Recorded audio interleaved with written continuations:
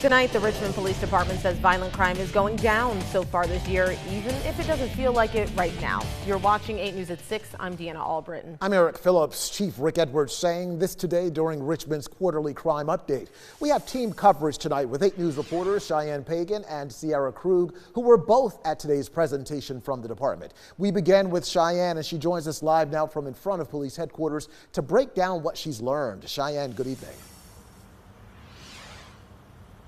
Eric, Deanna, there have been 11 homicides in the first quarter of 2024, but so far in April, we've already had 9.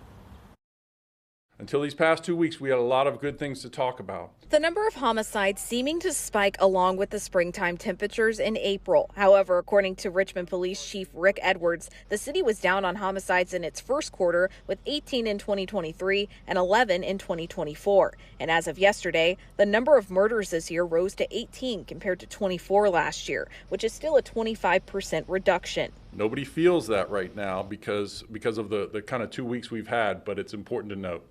It's important for our community to be aware of that as well. In fact, most violent crime was down in the first quarter, the lowest it's been in 7 years. But the area they struggled with the most were robberies. 61% up. So we had 36 this time last year, and 58 was in the first quarter of this year. Another obstacle the department faced was property crime, which was up 12%. Thefts from vehicles were up 25% and vehicle theft was up 85%. And with traffic, Edwards says the speed camera program is now in place in 2 locations, averaging about 176 citations on weekdays. Edwards also gave an update on staffing, saying they have 598 sworn-in officers with the goal to get to 755. He says the recent violent crime the city has faced is something they're working to overcome. What we experienced the last 2 weeks was the norm in the 90s. So every day, every other day going out to a murder. We've worked so hard to get away from that side of it that I hope we never go back. And if we have anything to say about it in the Richmond Police Department, we won't.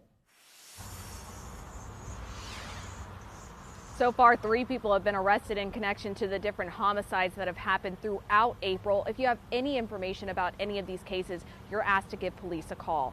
Live in Richmond, Cheyenne Pagan, 8 News.